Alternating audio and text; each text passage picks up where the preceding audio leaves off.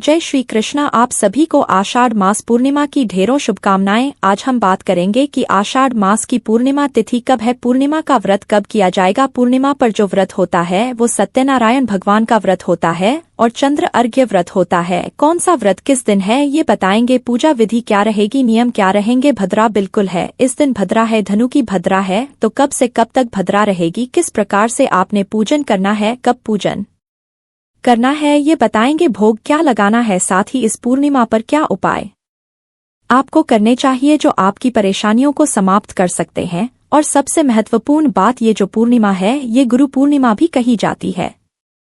तो गुरु पूर्णिमा के दिन आप गुरु की पूजा कैसे करें, गुरु के निमित्त आपको क्या करना चाहिए, किसे आप गुरु कहेंगे और किसे गुरु नहीं कहेंगे।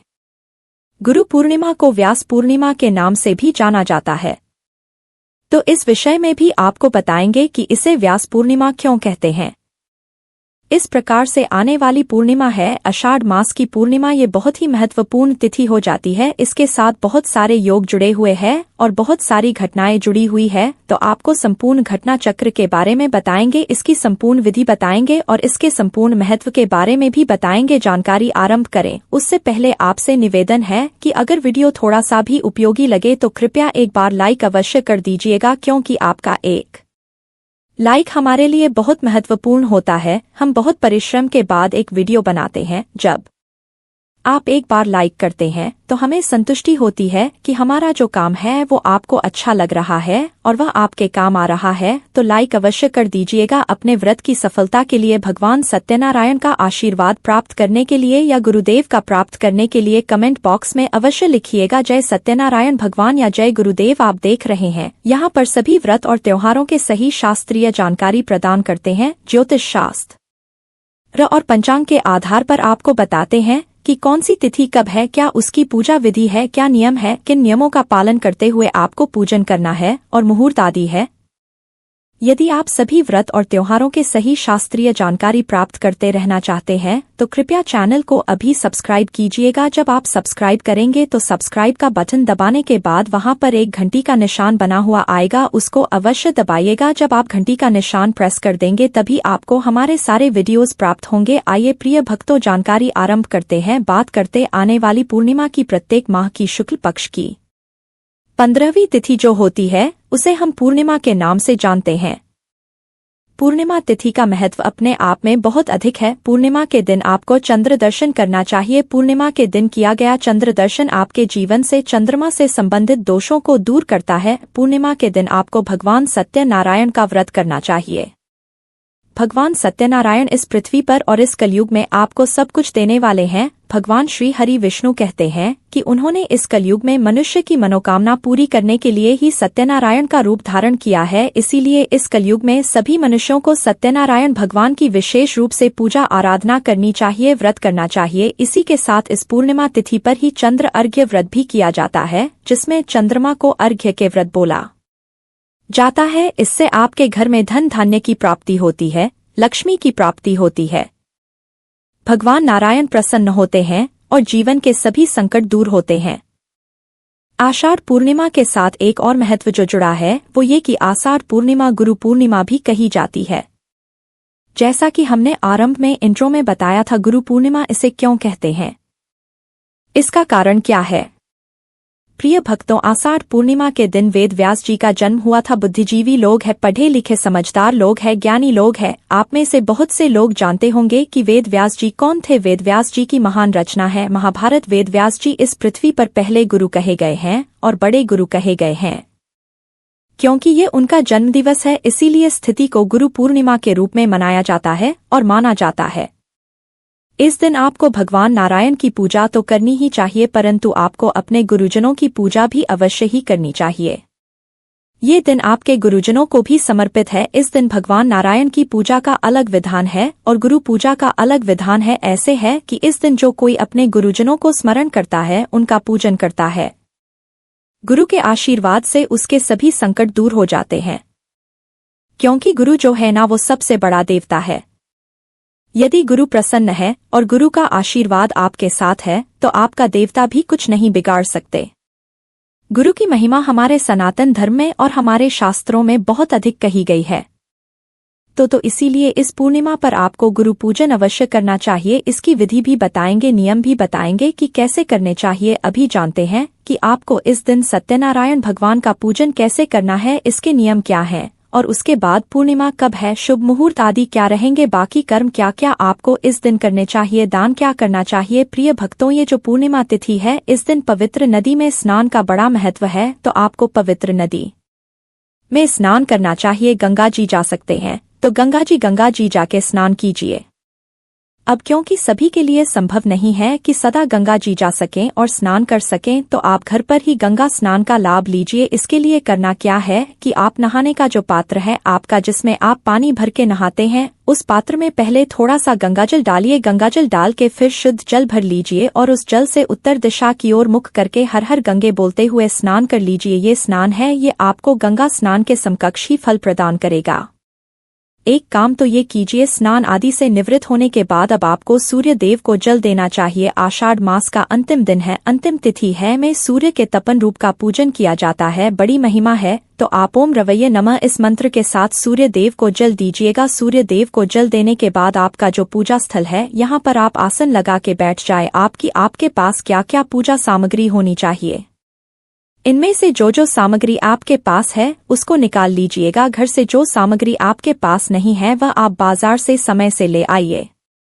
पूजन सामग्री की बात करते हैं तो आपके पास होनी चाहिए रोले मोली, पान, सुपारी, लौंग, इलायची, धूप, दीप, फूलों की माला, भगवान सत्यनारायण के स्वरूप का कोई चित्र या प्रतिमा या तस्वीर, उनको स्थापित के लिए चौकी पर बिछाने के लिए पीला वस्त्र, इत्र के अतिरिक्त जनेऊ और पंचामृत बनाने के लिए कच्चा दूध, दही, घी, शहद और शक्कर। भगवान सत्यनारायण को पंजीरी, पंचामृत और केले का भोग लगता है, तो पंजीरी अवश्य बना लीजिएगा और पंचामृत बना लीजिएगा भोग के लिए, और केले भी ले लीजिएगा। ये सामग्री है। इस सामग्री में जो घर से है वो घर से निकालिए, जो लाना है बाजार से उसको समय से ले आइए और पूजन आसन लगा के बैठ जाइए। सामग्री में एक तांबे का लोटा लीजिएगा, उसमें पहले गंगाजल भरिएगा, फिर शुद्ध जल भरिएगा और उत्तर दिशा की ओर मुख करके बैठ जाइए।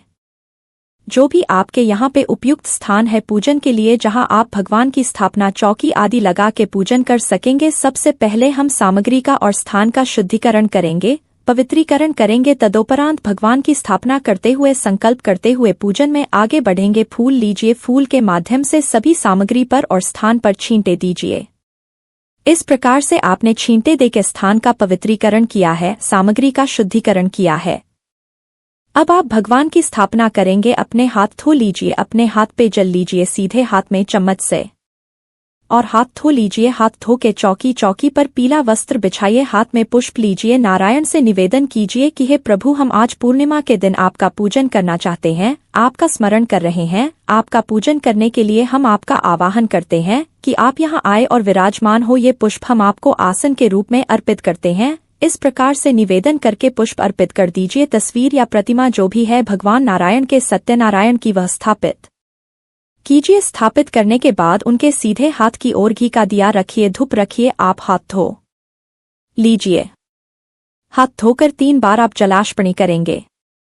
एक एक चम्मच जल अपने सीधे हाथ पे लेंगे और एक एक मंत्र पर आपको वह पी लेना है। ओम माधवाय नमः जल लीजिए, पी जाइए। ओम केशवा नमः जल लीजिए, पी जाइए। ओम नारायणाय नमः जल लीजिए, पी जाइए। ओम ऋषिकेशाय नमो नमः, हाथ धो लीजिए। हाथ धो के और धूप कीजिए, दीप कीजिए, दिया और धूप को जला लीजिए। भगवान का पूजन आरंभ करेंगे। भगवान के सामने एक पात्र रख दीजिए, कटोरी रख दीजिए, जिससे कि आप पूजन की जो सामग्री है ना उसी पात्र में अर्पित कीजिएगा, जला दी उसी में चढ़ाइएगा।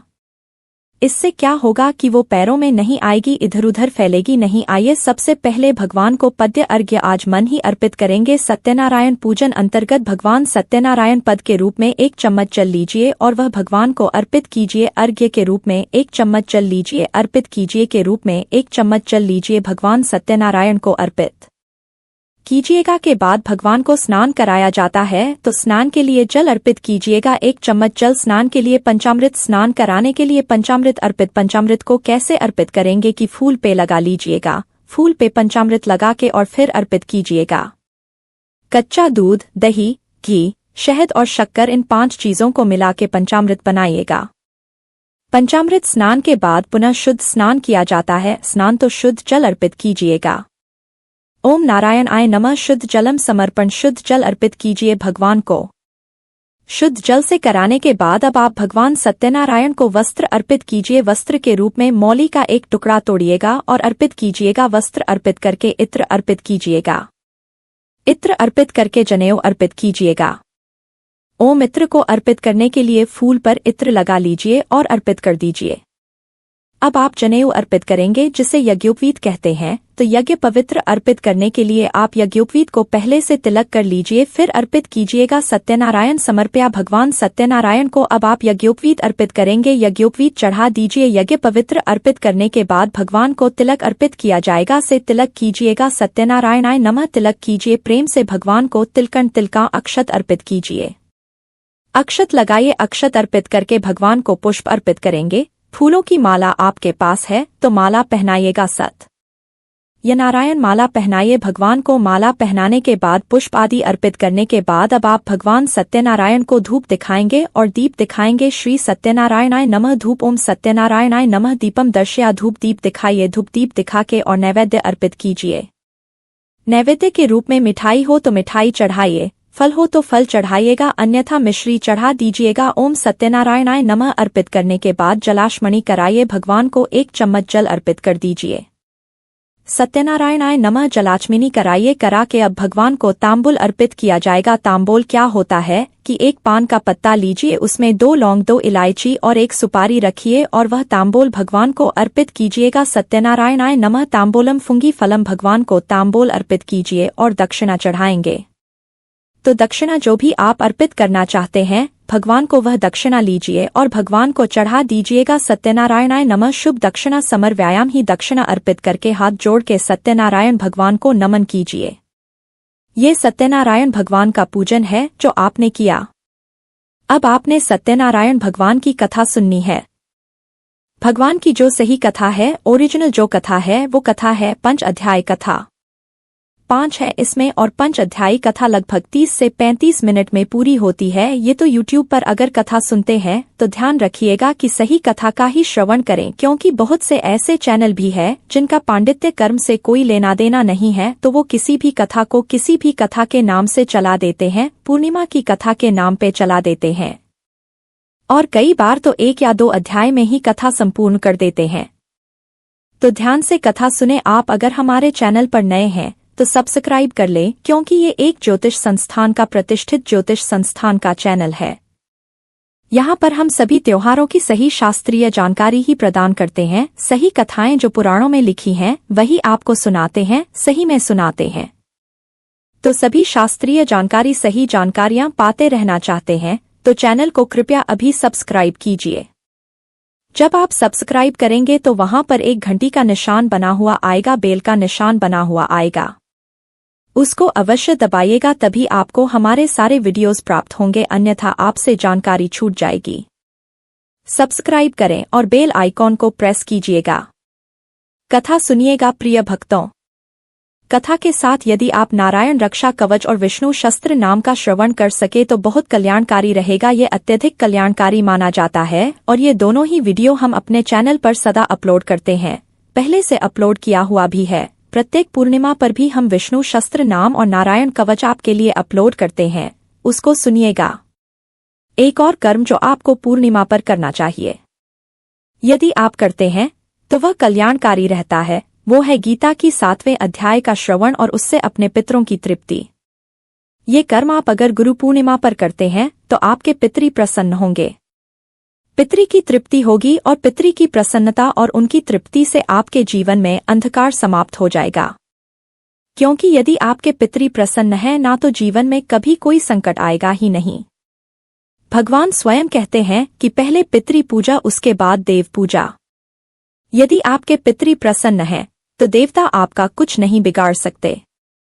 और यदि पितरी नहीं है तो देवता आपके लिए कुछ कर नहीं सकते। इसीलिए आपको कुछ प्रमुख तिथियां हैं जैसे एकादशी, पूर्णिमा और अमावस्या, इन पर तो विशेष रूप से गीता के 7वें अध्याय का श्रवण करना चाहिए विधि विधान से, और उसका जो पुण्य है वह अपने पितरों को अर्पित करना चाहिए। तर्पण करके संक्षेप में विधि बताते हैं कि स्नान आदि से निवृत्त होने के बाद एक लोटा लीजिएगा तांबे या पीतल का, उसमें पहले गंगा जल भरिए, फिर शुद्ध जल भरिए, थोड़े से तिल उसमें डाल लीजिए, एक दूसरे का पत्ता डाल लीजिए, सफेद फूल मिल जाए तो वो डाल लीजिएगा और हो तो डालिएगा। ये सारी सामग्री लोटे में डालिए और आसन लगा के दक्षिण दिशा की ओर मुख करके बैठ जाइए और गीता के 7वें अध्याय का श्रवण कीजिए। हम आपके लिए अपलोड करते हैं, साथ में विधि भी बताते हैं हम उसमें, जिससे कि आपसे कोई गलती ना हो। तो गीता के 7वें अध्याय को सुनिए विधि से और सुनने के बाद संकल्प कीजिए कि आप इसका पुण्य अपने पितरों को अर्पित करेंगे, अपने अमुक पितरों को अर्पित करते हैं। संकल्प करने के बाद उस जल से तर्पण कीजिए पितरों का और वह जल पीपल पर अर्पित कर दीजिए। पीपल ना मिले तो और कहाँ अर्पित कर सकते हैं, इसकी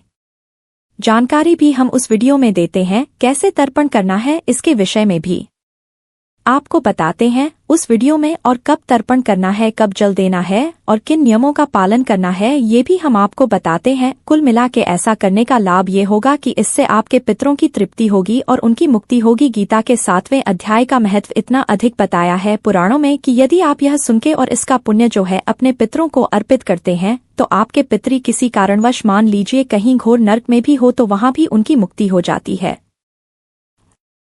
और शास्त्र बताते हैं कि यदि आपके पितरी प्रसन्न हैं तो जीवन में आपके कम से कम संकट और परेशानियां आती हैं, क्योंकि जब पितरी नाराज होते हैं, अप्रसन्न होते हैं, तो वो अनेक प्रकार की परेशानी आपके जीवन में उत्पन्न करते हैं, जैसे संतान का ना होना, वंश वृद्धि रुक जाती है, आर्थिक हालात खराब हो जाते हैं, ये समझिए हालात बन जाते हैं।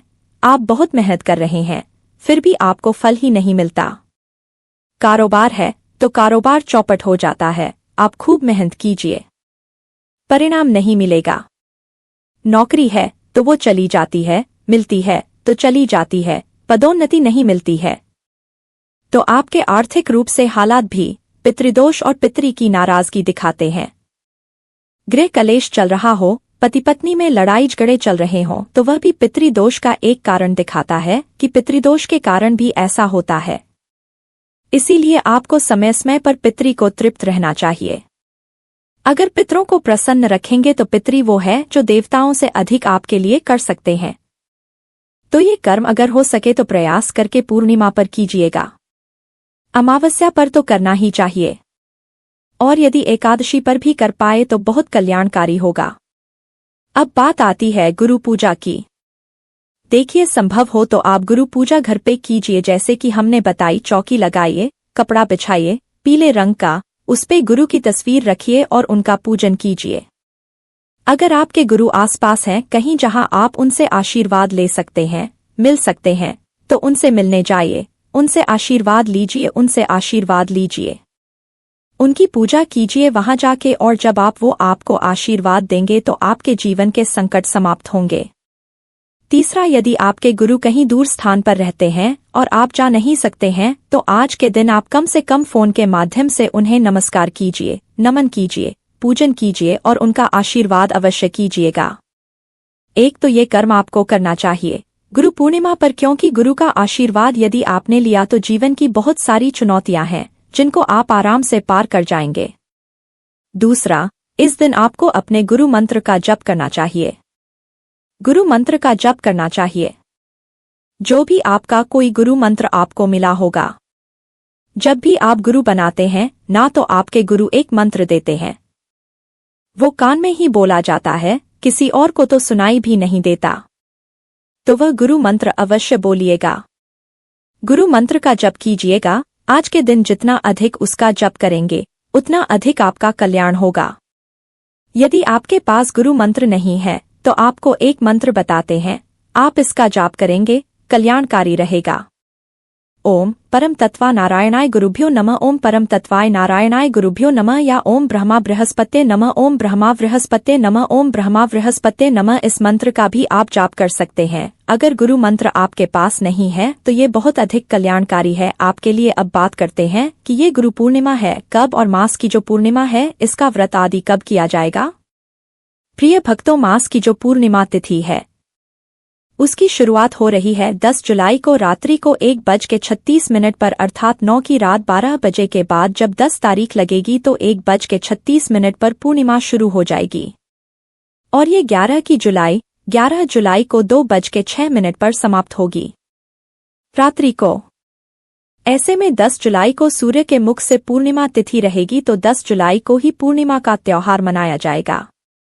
चाहे व्यास पूर्णिमा कहें, चाहे गुरु पूर्णिमा कहें, चाहे आषाढ़ पूर्णिमा कहें, ये मनाई 10 तारीख को। चंद्र अर्घ्य व्रत भी 10 तारीख को ही होगा और सत्यनारायण भगवान का व्रत भी आपको 10 तारीख को ही करना है। गुरु पूजन भी 10 तारीख को ही करना है। इस दिन चंद्र दर्शन अवश्य कीजिएगा, बड़ा कल्याणकारी रहने वाला है। जो व्रत नहीं कर रहे हैं उनके लिए, जो व्रत करते हैं वो तो चंद्रमा को अर्घ्य देते ही हैं, पर यदि कोई व्रत नहीं कर रहा है तो वो ध्यान रखिएगा कि इस दिन आपको चंद्र दर्शन करने चाहिए। चंद्र दर्शन का बहुत अधिक फल है। बात करते हैं शुभ मुहूर्त क्या रहेगा। प्रिय भक्तों, इस दिन सूर्योदय होगा सुबह 5:31 पर और सूर्यास्त होगा शाम 7:22 पर। चंद्र उदय होगा रात को 7:20 पर। सूर्य उदय से और 10:12 तक उत्तम मुहूर्त है, उत्तम समय है। इसमें आप पूजा पाठ करें, कोई परेशानी नहीं है। भद्रा की जहां तक बात है, हाँ भद्रा रहेगी 1:51 तक भद्रा रहेगी, परंतु ये भद्रा जो है किसी भी प्रकार से आपके इस पूर्णिमा व्रत पर प्रभावी नहीं है। आप भगवान सत्यनारायण का पूजन अपने समय अनुसार कर सकते हैं, उसमें कोई रुकावट नहीं, कोई दोष नहीं होगा। भद्रा रहित काल दोपहर को 1:51 के बाद। ये थी जानकारी आषाढ़ पूर्णिमा के बारे में। जानकारी थोड़ी भी अच्छी लगी हो तो लाइक अवश्य कीजिएगा, कमेंट बॉक्स में लिखिएगा जय सत्यनारायण भगवान। चैनल पर नए हैं तो सब्सक्राइब करते जाइएगा। नारायण सब पर कृपा करें। हरे कृष्णा।